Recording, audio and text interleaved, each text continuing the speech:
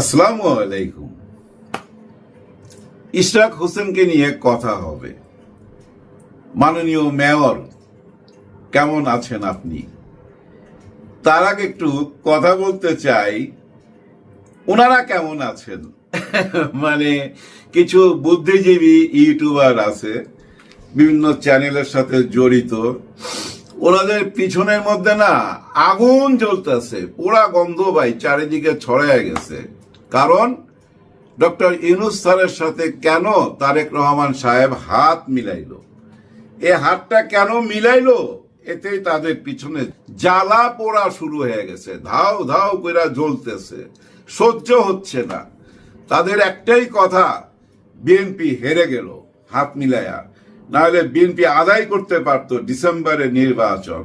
মানে তারা চাচ্ছিল বিএনপি ঈদের পরে এমন ধাক্কা দিবে, যমুনা পুরা ভাঙ্গা চুরা চুরমার হয়ে যাবে। হ্যাঁ, ওই যে ইসরায়েলে যেমন মারতেছে না, ওরকম আর কি, ওনারা মাইরা দিবে যায়া, এরকম একটা চিন্তা ভাবনা ছিল। মানে এক ধাক্কায় ইউনূস স্যার পালায় চলে যাবে, ওনারা নির্বাচনটা আদায় করে নিবে, আর নিজেরাই নির্বাচন কমিশনার বানায় নিবে, নিজেরাই ঘোষণা দিবে, নিজেরাই নির্বাচন করবে। এরকম শক্তি তো বিএনপির গায়ে, সেই শক্তিটা কেন দেখাইলো না? এটাই তাদের জ্বালা পোড়া। মানে দেশে অশান্তি লাইগা থাকুক, আর ইউনূস স্যারের বিরুদ্ধে আর কোনো কথা বলা যাচ্ছে না এখন, কারণ বিএনপি হাত মিলায় ফেলাইছে। আগে তো বিএনপির সাথে নিয়ে ইউনূস স্যারের জ্বালাইতো, আবার সঙ্গে ছিল আওয়ামী লীগ। এই যে দুই পক্ষের ভিউ, এই ভিউ মানুষ যেটা করতেছিল ইউনূস স্যারের বিরুদ্ধে কথা বইলা বইলা, এখন দেখতেছে যে ইউনূস স্যারের বিরুদ্ধে কথা বললে আর খাচ্ছে না, কারণ বিএনপি তো ওনার সঙ্গে চলে গেছে। বর্তমানে বিএনপির যে অবস্থা আমরা দেখতেছি ভাই, ওনারা কিন্তু সামাজিক কাজে লাইগা গেছে, সংলাপে বৈশা পড়ছে, কিভাবে নির্বাচন হবে, কিভাবে দেশ চলবে, কিভাবে সংবিধান ঠিক করা যাবে, এইসব নিয়ে আলাপ আলোচনা হইতাছে। কিন্তু এই আলাপ আলোচনা কেন হইতাছে, এটাই তাদের জ্বালা। আবার তারা বলে কি জানেন, ইশরাক হোসেন যে খোঁচাইতেছে যে আপনার তো কনফার্ম জয় ছিল, কনফার্ম আপনি মাননীয় মেয়র হয়ে যাইতে পারতেন, জাস্ট আপনার বস ওই যে লন্ডনে হাত মিলায় ফেলাইছে, এই জন্য আপনার আন্দোলনটা ধ্বংস হয়ে গেল, আপনি আন্দোলনটা করতে পারলেন না, কারণ আপনার সুপ্রিম বস হাত মিলায় ফেলাইছে, যার ফলে আপনি মাননীয় মেয়র হইতে পারলেন না। আজকে ওনাকে জিজ্ঞেস করছে সাংবাদিক যে আপনি যে তালা দিয়ে রাখছেন, কাজ কাম তো সব বন্ধ। উনি আজকে সুর নরম কইরা বলতেছে যে না, আমি তালা দিয়ে রাখলে কি হবে, ওনারা আইসা খুইলা নেয় না কেন, ওনারা খুইলা ঢুকা যাক, কে না করছে, ওনারা আসলে কি কেউ বাধা দিবে? তালা মারা থাকলে সে তালাটা খোলার দায়িত্ব কার? প্রশাসকেরই তো দায়িত্ব। উনি যাচ্ছেন না কেন, আমি তো বুঝলাম না। এমন যদি হতো যে প্রশাসক ওখানে গিয়েছে, এখানে কোনো ধরনের অপ্রীতিকর ঘটনা ঘটেছে, তাহলে আজকে আপনারা এই প্রশ্নটা আমাকে করতে পারতেন। মানে সুর নরম হয়ে গেছে, আপনারাই শুনেন উনার মুখে কতটা নরম হয়েছে উনি। নগর ভবনের গেট খুলতে বাধাটা কোথায়? কেউ কেউ আসছে না কেন, এসে গেট খুলছে না কেন? প্রশ্নটা তো আমার। আমরা সেই ঈদের আগের থেকে বলেছি জরুরি সেবা সহ সমস্ত সেবা চালু করে দেওয়া হোক। আমি নিজেও ঈদের দিন বর্জ্য ব্যবস্থাপনা পরিদর্শন করার জন্য মাঠে ছিলাম। ওনার এই কথাগুলোর মধ্যে একটা গুরুত্বপূর্ণ কথা আছে যেটা উনি বুঝতে পারছেন, সেটা খেয়াল করছেন? এখন যেটা দেখা যাচ্ছে যে বর্তমান সরকার চতুরতার সাথে এমনভাবে একটা ষড়যন্ত্র করছে যাতে করে একটা নাগরিকদের যে দুর্ভোগ সেটাকে আরো বৃদ্ধি করে তোলা যায়। কারণ জোন অফিসগুলা কোথায় আমি জানিও না, জোন অফিসগুলা কোথায়, সেখানে যাতে একটা ব্যাহত বিঘ্ন ঘটিয়ে সৃষ্টি করে জনগণকে খেপিয়ে তুলে আমাদের উপর সেই দায়টা চাপিয়ে দেওয়া যায়। দেখেন, উনি নিজেই বলতেছে সরকার নগর ভবনের দিকে আসতেছে না, না আইসা আমাকে দোষী করতেছে, মানুষের চোখে আমাকে খারাপ করতেছে। বুঝছেন, রাজনীতিটা বুঝতে পারছে, দেরিতে হইলেও বুঝতে পারছে। সত্যি সরকার চুপচাপ আছে যে মানুষ দেখুক ওর কার্যকলাপ গুলা। যাকে মানুষ এত ভালোবাসতো তাকে এখন মানুষ কি ধরনের কমেন্ট করে সে নিজেই দেখুক, নিজেই বুঝুক কি ভুলটা করছে, যার জন্য সরকার কোনো চাপ দেয় নাই। এখন চাপ দিছে, আসিফ মাহমুদ বলছে এটা একটা ফৌজদারি অপরাধ, এভাবে নগর ভবনকে চারিদিক থেকে তালা মাইরা রাইখা দেওয়া, কারো কাজকর্ম করতে না দেওয়া, এটা একটা ফৌজদারি অপরাধ। তার মানে কি জানেন, এটা মামলার দিকেও যাইতে পারে। ইশরাক সাহেব হয়তো এটা বুঝতে পারছে। আমরা এর আগে একটা কথা শুনে আসতেছিলাম বারবার, আসিফ নজরুল সাহেব এই ভেজালটা লাগাইছে। আসিফ নজরুল সাহেব নাকি ভিতরের কথাগুলা বাইরে বইলা দিছে যে ইশরাক সাহেব আমরা কিন্তু আপনাকে ওই নগর ভবনে বসাইতে চাই, কিন্তু ওই যে আসিফ মাহমুদ এবং এনসিপির সাথে যারা জড়িত আছে তারাই আপনাকে ওইখানে বসতে দিচ্ছে না, এরকম একটা কান কথা নাকি লাগাইছে, যার জন্য উনি ঝাঁপায় পড়ছে। উনি মনে করতেছে আরে আমার পাওনা জিনিস দিবে না, তার মানে সরকারের ভিতরে কোনো ষড়যন্ত্র হয়েছে। আসিফ নজরুল সাহেব তো এটা তার কানে কানে বইলা দিছে, কিন্তু এই যে কানে কানে বলছে এটার প্রমাণ কি? আমরা কোনো প্রমাণ পাই নাই, কিন্তু অনলাইনে এগুলো ছড়ায় গেছে, এগুলো আমরা শুনছি। আমরা আম পাবলিক বিশ্বাস করলে করলাম, না করলে না করলাম, কিন্তু ইশরাক সাহেব আপনি তো আম পাবলিক না, আপনি হইলেন একজন রাজনীতিবিদ। আমি বুঝলাম না আপনার এত চাচা থাকতে ভাতিজার কেন এই দূর অবস্থা হবে? হ্যাঁ, আপনার বাবার বন্ধুরাই তো সবাই এখন রাজনীতি করে, ওনারাই তো এখন মাঠে এই যে সংলাপে বসতেছে, দেশ আগামীতে কিভাবে চলবে না চলবে সবকিছু আলাপ আলোচনা হইতেছে। চাচাদের উচিত ছিল ভাতিজাকে এখানে নিয়ে যাওয়া, রাজনীতি শিখানো, অথচ ভাতিজারে নগর ভবনে ঠেলা দিয়া চাচারা কিন্তু ঠিকই দেখেন সরকারের সাথে বৈশা নেক্সট পরিকল্পনা করতেছে, কিভাবে নির্বাচন হবে, কিভাবে দেশ চলবে, কিভাবে সরকার গঠিত হবে, প্রধানমন্ত্রী ট্রাম্প 2 বছর থাকবে না 3 বছর থাকবে, সব আলোচনাই তো হচ্ছে, সবই কিন্তু পজিটিভ। ধরে নেন নির্বাচনটা একটা খাদ্য খাবার, সেটাকে রান্না করতে হবে, কিন্তু এই রান্নাটা কি সরকার কইরা আপনার মুখে উঠাই দিবে? না, আপনারা নিজেরাই রান্না কইরা নেন। এই যে এখন সংলাপে যে বসছে না, ওনারা সবাই রান্না করতেছে, কারণ নির্বাচন তো একটা খাদ্য, আর ওই খাদ্যটা মুখে দেওয়ার আগে নিজেরা রান্না কইরা নেন।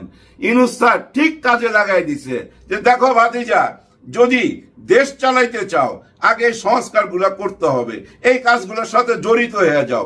এই কাজগুলোর সাথে যদি তোমরা জড়িত না হও নির্বাচন আরো দেরি হবে, তোমরা তাড়াতাড়ি কাজগুলো সারো, আমি নির্বাচন দিয়ে দেবো। আর সেটা যদি ফেব্রুয়ারির আগে শেষ করতে পারো, আমি ফেব্রুয়ারিতে নির্বাচন দিয়ে দিব, ঈদের আগে নির্বাচন হয়ে যাবে। যদি শেষ না করতে পারো এপ্রিলে যাবে, এপ্রিলে শেষ না হলে জুনে যাবে, জুনও শেষ না হলে আরো দেরি হইতে পারে।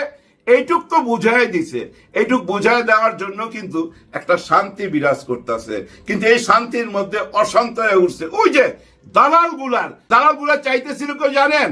বিএনপির সাথে ইউনূস সরকারের দূরত্বটা বাড়ুক আর গন্ডগোল লাগুক দেশের মধ্যে, তাহলে ওই যে ওনারাও সুযোগ নিতে পারবে। ওনাদের প্রেসক্রিপশনেই কিন্তু এই কর্মটা চলতেছিল।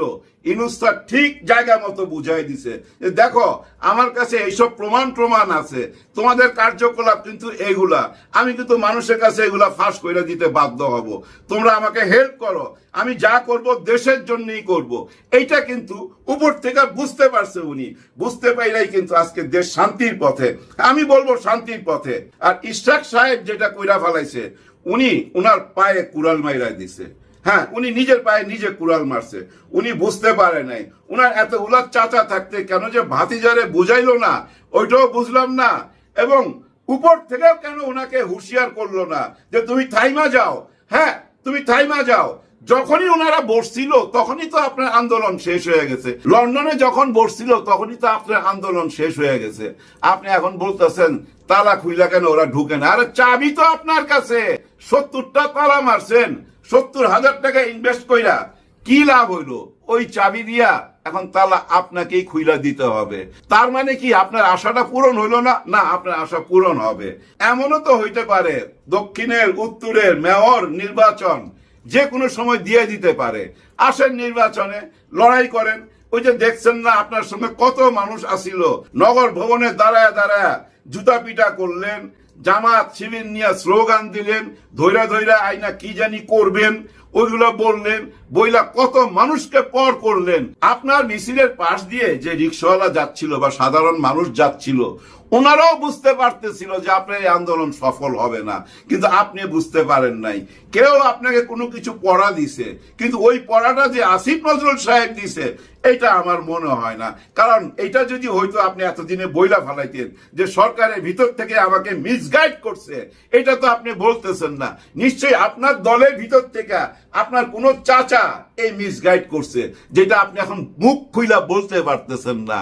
কিন্তু আপনার রাজনীতি ক্যারিয়ার কতটা হুমকির মুখে পইরা গেল এইটা আপনি ঠিকই বুঝতে পারছেন। ইশরাক সাহেব যে যখন ঘুম থেকে উঠে তার জন্য তখনই সকাল, ধরে নেন আপনার জন্য এখনই সকাল হয়েছে। সঠিক রাজনীতিতে চলে আসেন, ভুল ভ্রান্তি হইলে জনগণের কাছে প্রকাশ করে দেন কে আপনাকে মিসগাইড করলো। ওই যে শোনা কথা, কান কথা, আসিফ নজরুল সাহেব আপনাকে মিসগাইড করছে, যদি তা হয় সত্যি সত্যিটা বইলা দেন মানুষের সামনে, হ্যাঁ প্রমাণ নিয়ে বইলেন। আর যদি আপনার ভিতর থেকে আপনার কোন চাচাই যদি মিসগাইড করে থাকে তাইলে বলার দরকার নাই, দলের ভিতরে আর ফাটল ধরাইবার দরকার নাই। যেমন ফাটল ধরে গেছে জাতীয় পার্টির ভিতরে, দেখেন জাতীয় পার্টি কত বড় ভুল করলো। জুলাইয়ের গণ অভ্যুত্থানের পরে উনি এসে একটা স্টেটমেন্ট দিল জামাতে ইসলামের পক্ষে, আমরা সাব্বাসী দিলাম।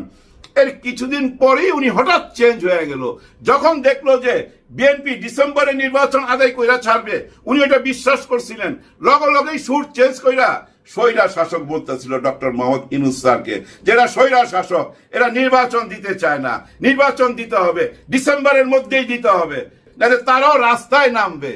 দেখেন এইটা বলতে গিয়া তাদের দলের ভিতরে এখন ফাটল, দলের বড় অংশ কিন্তু আলাদা হয়ে গেছে, উনাকে চেয়ারম্যান মনে করে না, জিএম কাদের সাহেবকে আর চেয়ারম্যান মনে করে না। ওনারা আলাদা কেন হয়েছে? ওই যে সরকারের সাথে বসতে চায়, হয়তো সরকারের ভিতর থেকে গোপনে এরকম কোন খবর পাইছে যে তোমরা আলাদা হয়ে আসো, ওকে বাদ দিয়ে আসো। ঠিক তেমনি একদিন কিন্তু আওয়ামী লীগও আসবে অনেককে বাদ দিয়ে। হ্যাঁ, আওয়ামী লীগ তো নিষিদ্ধ পার্টি না, আওয়ামী লীগের কার্যকলাপ নিষিদ্ধ। আর এই কার্যকলাপ নিষিদ্ধ কতদিন পর্যন্ত? যতদিন পর্যন্ত আদালত কিছু না বলতেছে। আদালত খুব শীঘ্রই বইলা ফেলাইবে, ফেব্রুয়ারির আগেই বলবে, নির্বাচনের আগেই বলবে আওয়ামী লীগ নিষিদ্ধ কি নিষিদ্ধ না। আওয়ামী লীগকে নিষিদ্ধ করা যাবে না, এটা আপনারা বুঝেন, আমিও বুঝতেছি, কিন্তু কোন আওয়ামী লীগ আসবে সামনে সেটা দেখার অপেক্ষায়। আরো অপেক্ষায় ছিলাম জামাতে ইসলামের 25 তারিখের অনুষ্ঠানে কি বলে ওনারা, কি বক্তব্য রাখে সেটা শোনার জন্য। আরো অপেক্ষায় আছি চরমনায় পীর সাহেব 28 তারিখে কি বলবে না বলবে সেটা শোনার অপেক্ষায়। ওনাদের কথা থেকেই বুঝতে পারবো বাংলাদেশের রাজনীতি কোন দিকে যাচ্ছে। ওনারা বক্তব্য রাখার আগেই একটুখানি বুঝতে পারতেছি, ওই যে একই কথা বলবো আবার, একটি ভোটের বাক্স, জামাতে ইসলাম সহ টোটাল ইসলামিক মাইন্ডের সবাই একটি ভোটের বাক্স, এবং তার সাথে এনসিপিও থাকতে হবে। এনসিপি আলাদা কিছু হইলে কি হবে আমি জানি না, ওইটা নিয়ে মাথাও ঘামাই না, কিন্তু এনসিপি কে থাকতে হবে ইসলামিক মাইন্ডেড ওনাদের সঙ্গে। অন্য কোনো দিকে যাইবেন পয়সা যাবেন ভাই, পয়সা যাবেন, নিজেকে পচায়েন না, সঠিক পথে থাকেন, সঠিক রাজনীতি করেন। নির্বাচনের এখনো বুঝছেন 8-9 মাস 10 মাস অথবা 1 বছর দেরি আছে, অনেক কিছু হয়ে যেতে পারে। 9 মাসে এই দেশ স্বাধীন হয়েছে, অনেক টাইম, অনেক কিছুর পরিবর্তন হয়ে যাবে। অনেকের ভুল রাজনীতিতে অনেকে পিছিয়ে পড়ে যাবে, আবার অনেকে সঠিক রাজনীতিতে সামনে চলে আসবে। মাঠে নাইমা যান, কাজে লাগা যান, সামাজিক কাজে লাগা যান, মানুষের দোয়া নেন, ভোট চান, কিন্তু মাথায় একটা জিনিস রাখতে হবে। 2 আঙ্গুল বারবার দেখাই কেন? 1 আঙ্গুল দেখাবো, ওই যে সংস্কার আর বিচার, ওই 2 আঙ্গুল ঠিকই দেখাইছিলাম, ওই 2টা হইতে হবে, তারপরে নির্বাচন। সবার জন্য সবাই দোয়া করবেন। আল্লাহ হাফেজ।